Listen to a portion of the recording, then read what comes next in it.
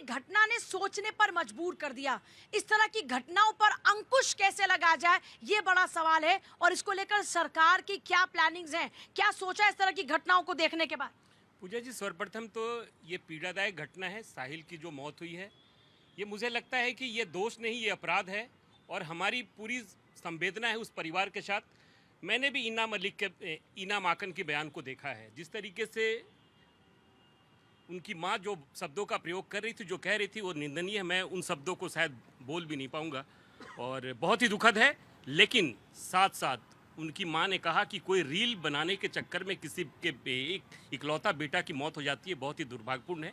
और हमें लगता है कि सरकार तो अपना काम करेगी, समाज में भी एक मैसेज देने की ज़रूरत है कि जो नाबालिग बच्चा 17 साल का बेटा अपने घर से वो गाड़ी की चाबी लेकर जाता है, साथ में उसकी बहन बैठी होती है और वो रील बना रही होती है, और उस गार्जियन को समझने की ज़रूरत है कि जो उनको गाड़ी की चाबी देता है। तो हम तो सरकार में हैं, सरकार से हम ये मांग भी करते हैं कि ये दोष नहीं है, ये अपराध है, उसके खिलाफ सख्त कार्रवाई होनी चाहिए और एक नज़ीर पेश होनी चाहिए कि कोई भी व्यक्ति अपने बच्चों को अगर गाड़ी इस तरीके से देता है तो उसके खिलाफ भी कार्रवाई होनी चाहिए, एक्शन होनी चाहिए, जो कि जो उस गाड़ी का मालिक है। तो ये है भी ना, अगर कोई भी माता पिता नाबालिग बच्चे को गाड़ी की चाबी देते हैं तो वो दोषी है सबसे पहले। निश्चित तौर पे बीएनएस की धारा में एक एफआईआर जो दर्ज किया गया है, लेकिन दुर्भाग्यपूर्ण यह है कि संविधान के तहत जिस तरीके से उस बच्चे को जमानत दी गई है, चूंकि उसकी 10वीं की परीक्षा है, तो हमें लगता है कि उससे भी उसकी माँ को, साहिल की माँ को पीड़ा है और निश्चित तौर पे होनी भी चाहिए। तो हमें ये लगता है कि सरकार को और भी ठोस कदम इस पर उठाना चाहिए और ये दोबारा ऐसी घटना न घटे, इस पर सरकार को कोई नज़ीर पेश करनी चाहिए।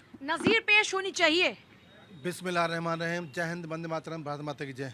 पूजा जी, जो घटनाएं, जो एक्सीडेंट हो रहे हैं, ये निंदनीय तो हैं, लेकिन सबसे बड़ी बात यह है कि समाज को जागरूक होना पड़ेगा। हमारा जो कानून है लचीला है, जो रोड रेज कानून लचीला है, उसमें बदलाव करने होंगे। चाहे शराब पी के घटना करते हो, चाहे नाबालिग दुर्घटना करते हो, चाहे और बहुत से व्हीकल हैं।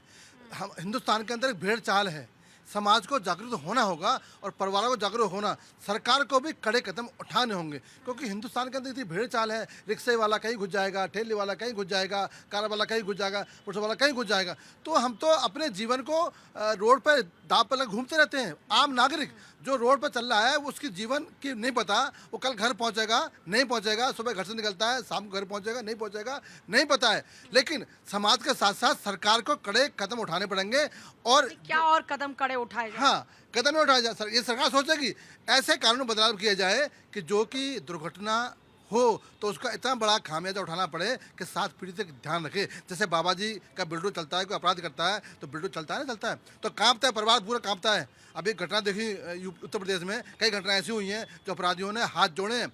ऐसे ही मोटर व्हीकल एक्ट के अंदर ऐसा प्रावधान लाया जाए कि या तो उनकी संपत्ति जब्त की जाए या उनको फिर ऐसा कानून बनाया जाए, आजीवन कारावास क्यों ना हो। किसी की जान की कीमत कुछ नहीं होती, इनके लिए बहुत कुछ होती है। मेरा बेटा एक है, अगर दुर्घटना हो जाए, दुनिया उजड़ गई, वो तो मुआवजा मिल जाएगा, बेल मिल जाएगी, लेकिन उससे उसका भरपाई नहीं होगी।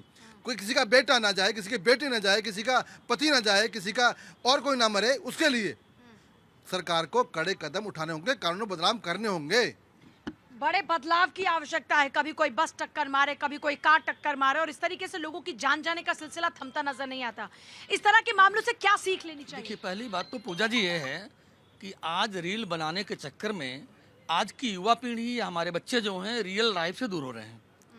एक कितनी बड़ी घटना घटी है, उसका 10वीं का बोर्ड का पेपर के लिए जमानत दे दी गई और एक माँ का लाल सदा के लिए चला गया। दोनों में बड़ा अंतर है। जमानत ही नहीं मिलनी चाहिए थी ऐसे अपराध के लिए। साथ साथ माता और पिता जिन्होंने चाबियां दी हैं, इतनी छूट दिया कि आप जाइए, गाड़ी लेके जाइए, रील बनाइए, कोई मरता तो मरने दीजिए। उन माता पिता को भी उनके ऊपर कार्रवाई करते हुए जेल होनी चाहिए। क्या होना चाहिए? देखिए, सबसे पहले तो मैं आपको बताऊं, आपके चैनल को मैं धन्यवाद देना चाहता हूं कि इतने बढ़िया टॉपिक पे आज आप हमारे बीच में आए हैं। बहुत ज़रूरी है। ये सारी दुर्घटनाएं जो हो रही है उनमें एक पैटर्न है पूजा जी। सोशल मीडिया, उसके बाद में रफ्तार, उसके बाद में शराब, पार्टियां, चाहे वो गर्लफ्रेंड को प्रभावित करने वाला है। लेकिन आप ये सोचिए कि मात्र इन चीज़ों की वजह से परिवार तबाह हो जाते हैं। जब कोई एक व्यक्ति किसी परिवार का खत्म होता है तो उस परिवार के सपने, उस परिवार की आजीविका, सारा कुछ समाप्त हो जाता है। सबसे बड़ी बात यह है कि हमें एजुकेट करना पड़ेगा। हमारी बड़ों की जिम्मेवारी है, जब हमारा बच्चा चाबी लेके घर से जाता है तो हम माँ बाप होने के नाते, बड़े होने के नाते उसको अलाउ कैसे कर देते हैं। दूसरी बात है, कानून अभी भी लचर है, कानून में बहुत सी गलियां अभी भी निकाली जाती है।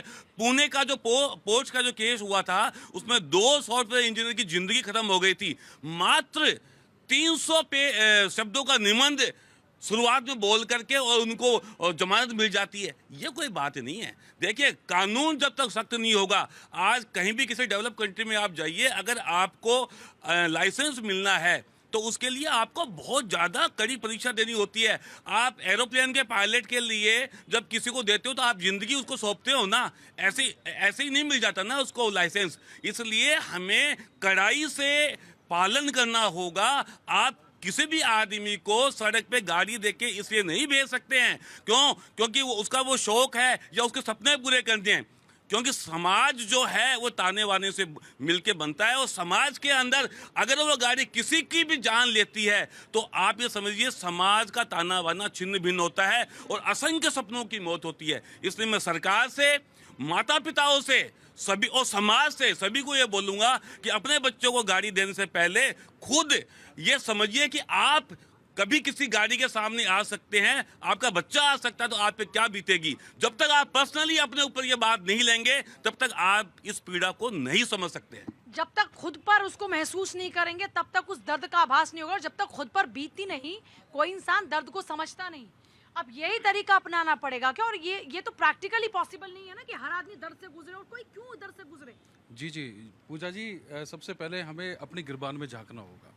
देखिए, आरोप प्रत्यारोप लगते हैं, एक्सीडेंट भी होते हैं, खूब ऐसी हत्याएं हुई हैं, इस तरीके से एक्सीडेंट हुए हैं क्योंकि सरकार इसमें जिम्मेदार है, प्रशासन इसमें जिम्मेदार है। अब ये बताओ, जो बच्चा यहाँ गाड़ी लेकर गया था स्कॉर्पियो, वो कहाँ से लेकर गया था? सरकारी दफ्तर से लेकर गया था, प्रशासन से लेकर गया था, वो अपने घर से लेकर गया था? कहाँ थे उसके माँ बाप उस समय पे?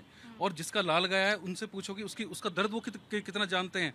तो सबसे पहले इंपॉर्टेंट है कि रियल लाइफ को जिएं, रील लाइफ को छोड़ें, क्योंकि अब जो इंस्टा और रील लाइफ का जो कंपैरिजन हो गया है, जो भागा दौड़ चल रही है, ये हमारे लिए, समाज के लिए सबसे खतरनाक है। मैं ये पूछना चाहता हूँ जितने भी पेरेंट्स इसको देख रहे हैं लाइव न्यूज़ को, कि वो कितना समय अपने बच्चों को देते हैं, किस तरीके से बातें करते हैं। और मैं आपको ये भी बताना चाहता हूँ कि बच्चे अलग डिनर करते हैं, माँ बाप अलग डिनर करते हैं, कहीं भी उनका समन्वय बनता ही नहीं। अब आ जाती है जिम्मेदारी प्रशासन की। मैं अभी जब गाड़ी लेकर आ रहा था, मैंने नोएडा में, यहीं पर जहाँ आपका शो है, उससे मात्र 500 मीटर की दूरी पर 4 लड़के मैंने स्कूटी से जाते देखे, उन पर हेलमेट भी नहीं था। क्योंकि किस वजह से? वो इस वजह से कि लचर कानून है। अगर कानून मजबूत हो, जैसे योगी जी बिल्डोजर चलाते हैं, घरों को तहस नहस करते हैं, अगर उसको फॉलो किया जाए, जब तक डर नहीं होगा, जब तक प्रशासन, जब तक कोई सुधरेगा नहीं, जिम्मेदारी लेगा नहीं, तो इसके लिए प्रशासन को बहुत ज़्यादा स्ट्रिक्ट कदम उठाने हैं, जिससे कि ऐसी घटनाएं घटने से बचे और किसी का लाल ना जाए, किसी का दीपक ना बुझे।